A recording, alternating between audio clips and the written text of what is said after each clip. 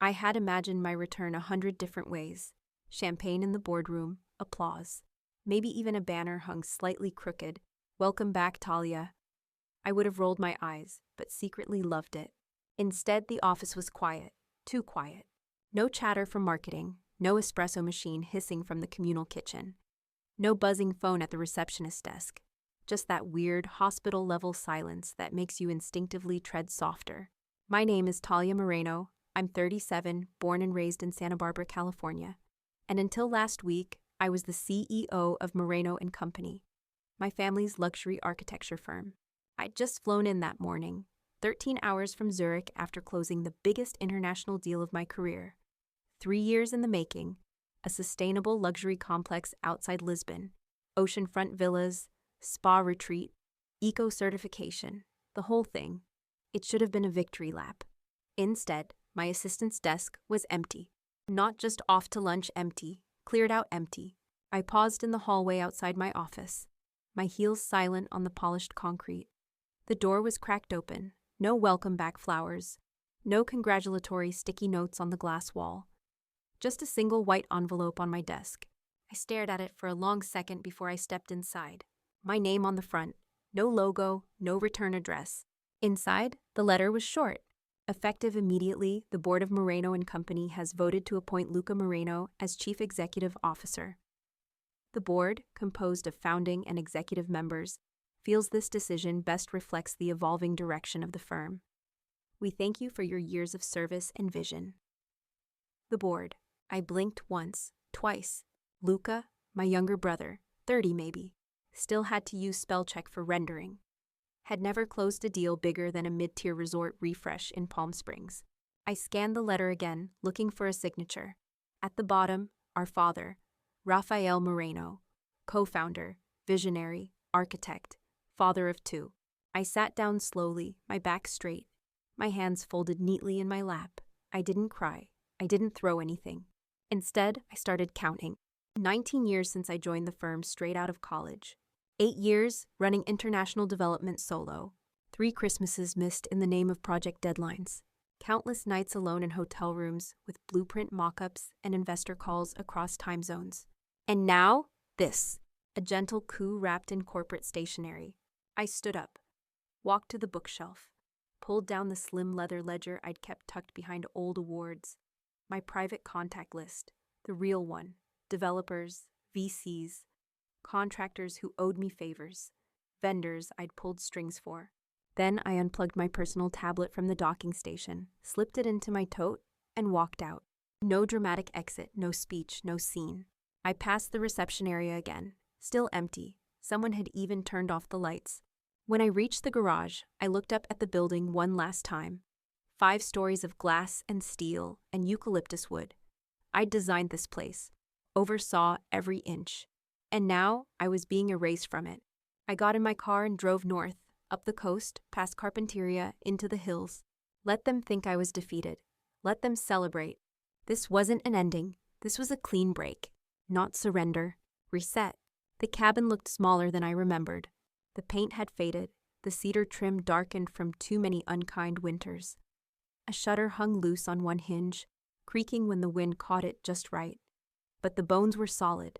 I should know. I helped rebuild them years ago, back when this place was still just a draft in some forgotten grant proposal.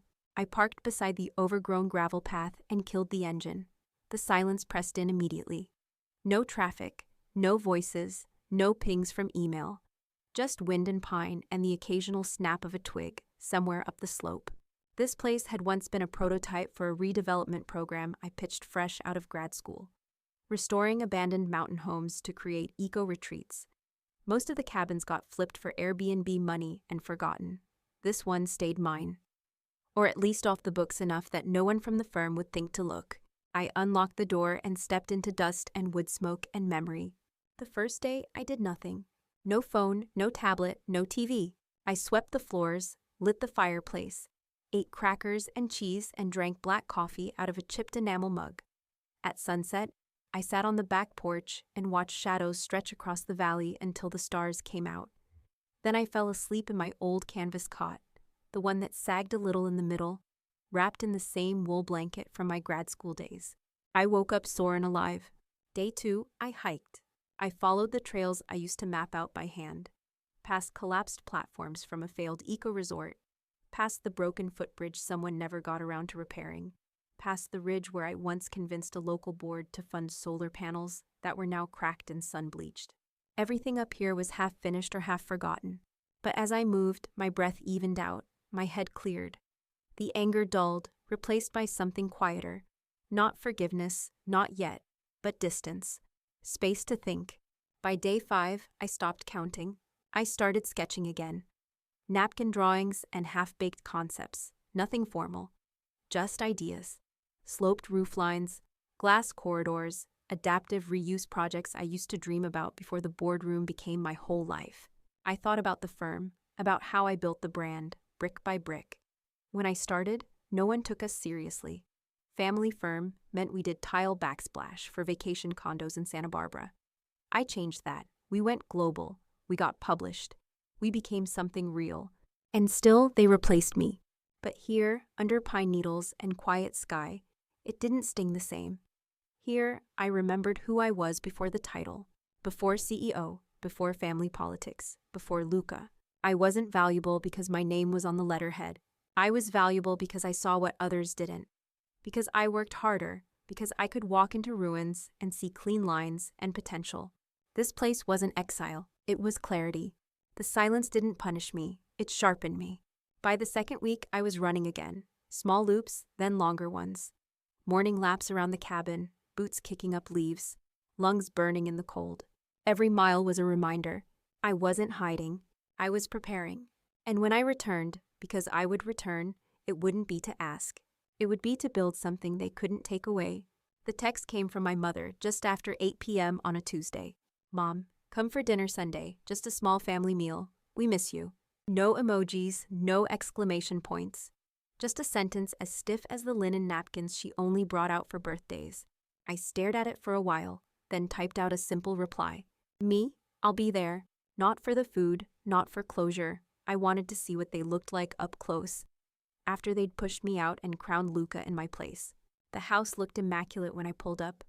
The hedges trimmed, porch lights glowing warm and welcoming, just like they had every Sunday dinner when I was growing up. A strange comfort, seeing how little had changed on the outside, while everything behind the front door had been rearranged without me. Inside, the scent hit first. Rosemary, truffle, charred lemon. The kind of menu you only put together when you're trying to impress someone or convince them of something. Darling, my mother said when she opened the door, cheeks flushed with too much effort.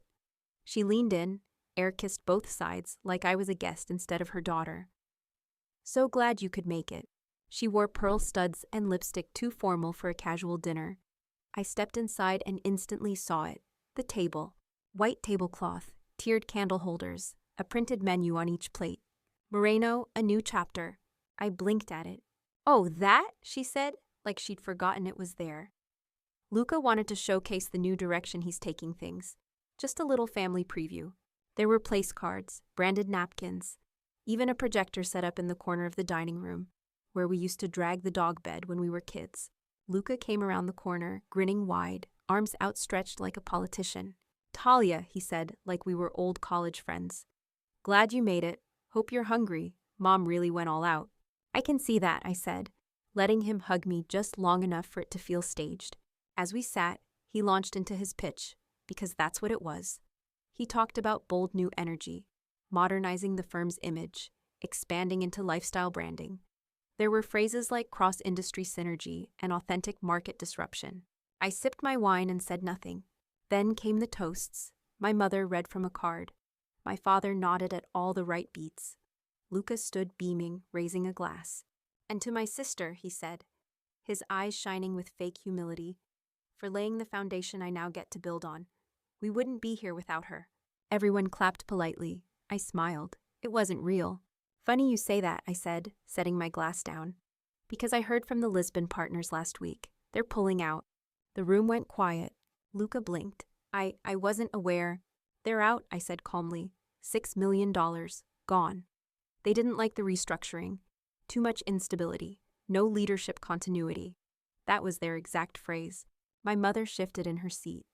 My father cleared his throat. I pushed back from the table, reached into my bag, and placed a folded letter next to Luca's plate.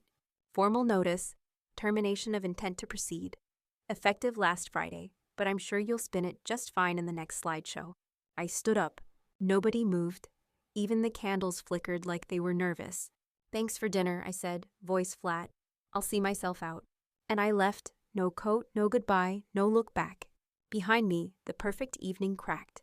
Not with a bang, but with the silence they didn't know how to fill. The first message came 2 days after the dinner. Just a simple DM on LinkedIn from an old project manager I hadn't spoken to in almost a year. I heard what happened. Just know we're watching and waiting. Wherever you land, I want in. I stared at it for a long time, then bookmarked it, not to reply, yet, just to keep it. By the end of the week, I had 8 more, some subtle, some direct. A design director from our Toronto build, a sustainability consultant I used to grab drinks with after conferences, a regional developer I once helped secure a brutal zoning variance in Monterey. They weren't reaching out for gossip. They were reaching out for work. Not under Luca, not under the new order, under me. I bought a new leather-bound notebook at the tiny art supply store near the base of the mountain road. A place with no barcodes and a clerk who didn't recognize me. Perfect. On the first page, I wrote in thick black ink, T. Moreno, personal ledger. Then I began listing names, not just contacts, allies.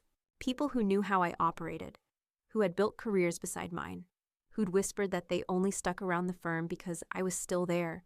I listed current contracts nearing renewal, ones I used to negotiate, ones I knew were quietly unstable. I flagged vendors I'd personally onboarded, contractors who owed me small favors, former interns turned project leads with loyalty debt, running years deep. The firm might have had the letterhead, but I had the network. They didn't want to rebuild without me, and I wasn't making threats. I was making notes. I didn't announce anything, didn't post updates, no cryptic captions, no revenge tour, just tea and long drives and slow, deliberate writing by the fireplace. The second week, I got a call from Serena Ortega, senior interior architect. She never wasted words. Tell me when, she said. I haven't decided, I replied. I have, she said. I'm in, whatever it is. I marked her name with a star. This wasn't about revenge. I'd moved past the sting of the boardroom letter, past the dinner theater performance, past the hollow toasts and Luca's tech bro grin. It wasn't about taking back what they stole. It was about proving what they never understood. My power was never in the title. It was in trust, in follow-through, in the 100 small things that never made the press releases, but kept the whole structure standing. I hadn't lost control. They had just temporarily borrowed a version of it. But influence? That never came from votes or surnames. It came from one-on-one conversations in dusty job trailers, 3 a.m. fix-it calls from over-budget clients, and the quiet moments when someone knew, if Talia says it'll be done, it'll be done. So I made another list, bridge burned versus bridge worth rebuilding, and I tallied it slowly, name by name, because when I returned, it wouldn't be to ask for anything. It would be to show them the map I'd already drawn, one name at a time. The meeting was at a rooftop cafe in West Hollywood, the kind of place where the chairs were designed to be uncomfortable, and the drinks were infused with lavender or smoke or some other distraction. I wore all black, no makeup, no jewelry, just clean lines and silence. He was already seated, Blake Renner, COO of Arden Tate, a rival firm known for its glossy marketing and headline-friendly projects that never quite held up under long-term scrutiny. He stood when he saw me, all charm and cologne. Talia, he said, holding out a hand. Been a long time. Not long enough, I said, but shook his hand anyway. He smiled like I'd just told a joke. We ordered, something overpriced and organic. Then he got to it. I've been following the situation, he said carefully. Saw the Lisbon withdrawal, and the restructuring. Well, let's just say not everyone's impressed. I sipped my tea, let him circle. We'd like to make you an offer, he said finally. Executive Creative Director, full autonomy, equity stake. You'd oversee your own division, and not just in name. He slid a folder across the table. Inside, numbers, titles. A list of marquee projects currently stalled or floundering. Each one tagged Opportunity, Moreno Fit. It was a good offer. Generous, strategic, clean. For someone else, it would have been a dream. You wouldn't answer to a board, Blake added. You'd build your own team, your vision, your name. I let that hang for a moment, let myself imagine it. Total control, zero politics, high salary, unlimited press. A shortcut back to relevance. But it wasn't mine. Not the vision, not the bones, not the origin story. You think I want to lead someone else's kingdom? I asked softly. Blake tilted his head. Isn't that better than being shut out of your own? I closed the folder, aligned the corners neatly before sliding it back across the table. Power offered is never equal to power earned, I said. You don't get to skip the rebuild just because it's easier. Blake's smile slipped, just slightly. You really think they'll take you back? He asked. After what's happened, I shook my head once. I'm not going back, I said. I'm building forward. He leaned back in his chair, exhaling through his nose. You always did like the long road. It's the only one that lasts, I replied. We stood. He extended his hand again. This time, I didn't take it. Tell your partners I appreciate the gesture, I said. And tell them not to get too comfortable. Then I walked away. No dramatic exit, no backwards glance. Just quiet steps, each one grounded in clarity. Because walking away isn't weakness. Not when you're walking towards something better. And for the first time in months, I wasn't retracing old steps. I was making new ones. It started with a voicemail, my mother's voice, soft and rehearsed. I made your favorite. Just come by for dinner. No expectations. Just you and me. I didn't reply, but I showed up. The house looked too perfect, like it had been staged for a real estate showing. The porch lights were already on, and the smell of roasted garlic hit me the second I stepped out of the car. Inside, every dish was familiar: stuffed peppers, lemon chicken. That strange couscous she only made when she felt guilty. Sit, she said, pulling out the chair across from her. Please. We ate in near silence. She kept glancing up like she wanted to say something, but couldn't find the right opening. I waited. I'd learned to be patient in boardrooms, and this was no different. Finally, after the plates had been cleared and the wine bottle was down to a sad little puddle, she exhaled. Luca's struggling, she said. I said nothing. She leaned forward. He's trying, Talia. He really is. But it's too big. He's overwhelmed. I took a long sip of wine. You installed him, I said evenly. She winced. I didn't vote. But you didn't stop it. She looked down at her hands. The firm needs stability. It needs you. That was the shift, the plea. We want you back, she said. Quietly, not as a CEO, just in an advisory capacity. Help Luca from behind the scenes. Keep things steady until he finds his rhythm. I stared at her, the words settling like dust between us. You want me to be the invisible fix, I said. The shadow. It's not like that, she said quickly. It's just, things are tense. The staff's uncertain, the press is circling. You coming back, even unofficially, it would calm everything down. But I wouldn't be seen, I said. I'd be the ghost behind the curtain while Luca plays king. She didn't respond. I leaned back, set down my glass. No, Talia. If I return, I said, voice calm but final. I come back with full authority. She blinked. Co-CEO title. 35% equity. A full public restructuring. Press release. Signatures. Real power. Not a whisper behind the glass. My mother stared at me like I'd slapped her. That's not realistic. No, I said, standing. What's not realistic is asking me to clean up your mistake while pretending I don't exist. Her eyes welled, but I didn't soften. Not this time. You think this is harsh, I added. But I'm done letting other people dilute my name just because it makes them feel more comfortable. You sound like your father, she whispered. Maybe he should have listened. I grabbed my coat. My chair scraped softly against the tile. I didn't slam the door. Didn't make a scene. At the threshold, I turned back. I'm not angry anymore, I said. I'm awake. Then I left. Not in rage, but with the calm of someone who finally knew her value. I didn't need them to beg. I didn't need them to apologize. They could either meet me at the table I built, on my terms, or be left behind in the dining rooms they thought I'd never leave. The meeting wasn't held at the firm's headquarters. It was at a downtown showroom, sleek, neutral, intentionally curated to feel modern and non-threatening. Scandinavian chairs, exposed brick, subtle ambient music playing from invisible speakers. They wanted calm. I wanted clarity. I arrived first, sat at the head of the glass table, shoulders squared, ledger in hand. I wore navy instead of black. No jewelry, no smile. When they walked in, my mother, my father, and Luca, they each reacted differently. My mother gave a tight nod and sat without speaking. My father looked around like he'd rather be anywhere else. Luca tried a grin. Well, this is civil. I placed a printed document on the table and slid it forward. Terms, I said. Read them carefully. Luca picked it up, his eyebrows raising with each line. My mother leaned in to glance over his shoulder. My father stayed still. The silence was heavier than the music. I'm not signing this, Luca said finally, laughing through his nose.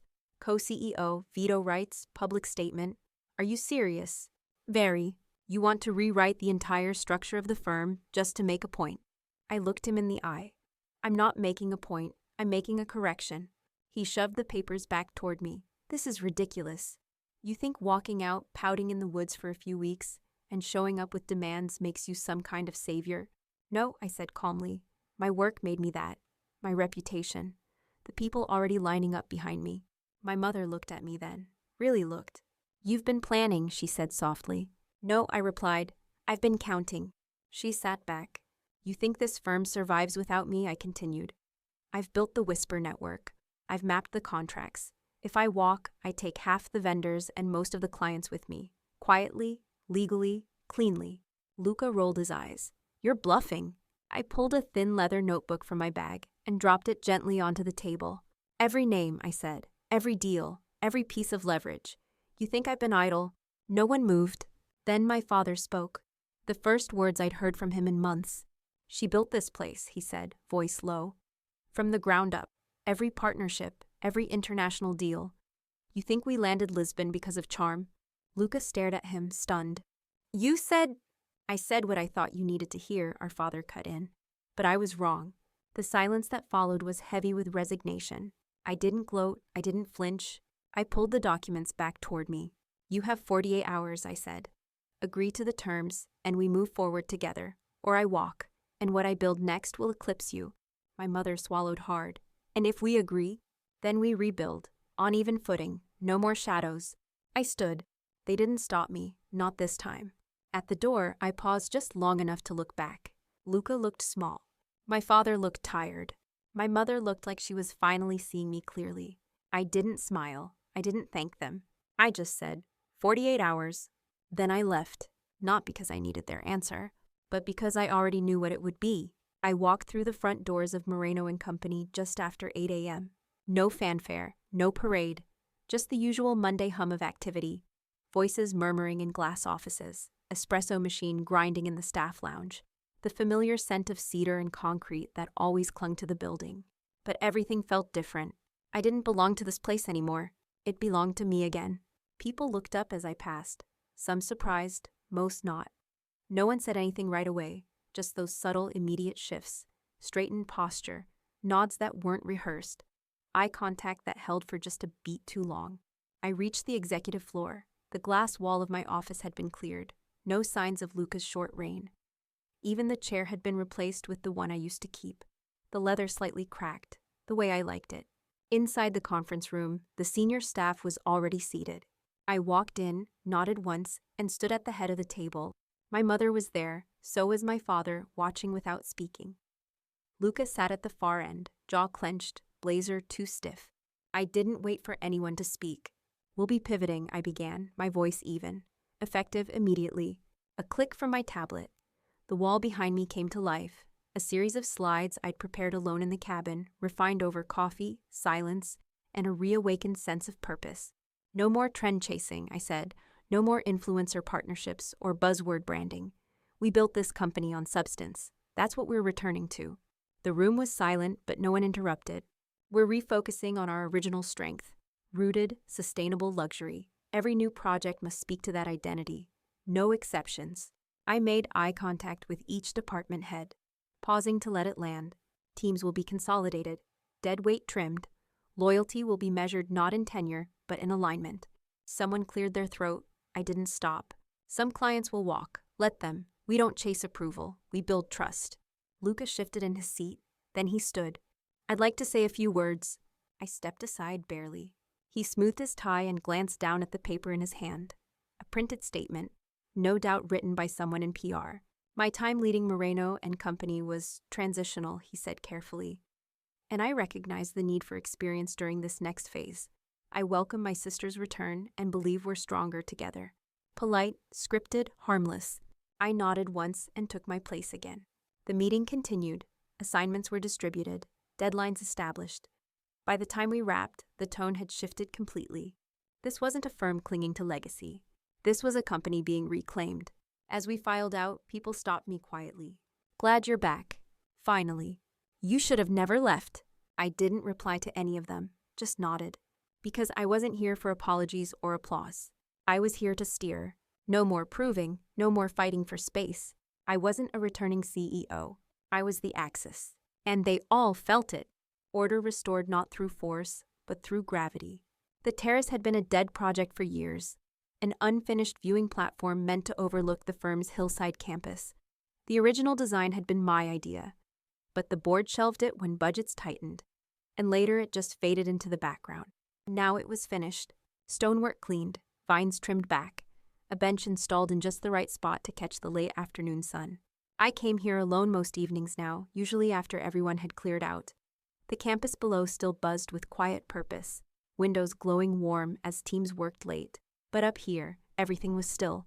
I sipped from a stainless steel thermos and watched the sky fade to deep pink behind the mountains. The kind of silence that didn't feel empty, but earned. Below, the new signage gleamed subtly under the fading light. Moreno and Company. Architecture, legacy, vision. It felt right again. The press had been kind. Moreno reclaims the reins. Quiet Queen of West Coast design returns. The comeback that wasn't about ego. I hadn't courted any of it, but I hadn't ducked it either. A few clean interviews, clear messaging. Just enough to steady the brand. The rest took care of itself. Lisbon came back. So did half a dozen other clients we'd quietly lost during the transition. Numbers were strong. Projects back on track. Staff morale had stabilized. Investors were no longer panicking. Luca had moved into a newly minted role, Chief Brand Officer. Decorative, harmless, mutually agreed upon. My mother texted me that morning.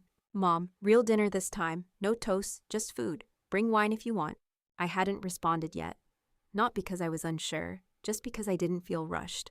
I looked down at the thermos and smiled. My initials were etched into the bottom. A gift from a former project lead who'd followed me back from self-exile. The note inside the box had read, "Thanks for teaching us that walking away isn't quitting. It's strategy." I heard footsteps behind me, faint and hesitant. It was Serena Ortega. She didn't say anything, just handed me a small folder and nodded toward the horizon. "Your signature's the last one needed," she said quietly. I opened the folder. Final approval for a community arts center in Tahoe. One of the designs I'd scribbled in the cabin. We stood there together, watching the sky darken. When she left, I stayed. Because I wasn't ready to go yet. This hill, this platform, was more than a view. It was a mark, a place that had once been abandoned and now stood finished. Just like me. I pulled out my phone. Text to Mom, "I'll bring the wine." Then I slipped the phone away and leaned back on the bench. No bitterness, no rush to prove anything. Just ownership. Not of the company, of the journey, of the silence, of myself.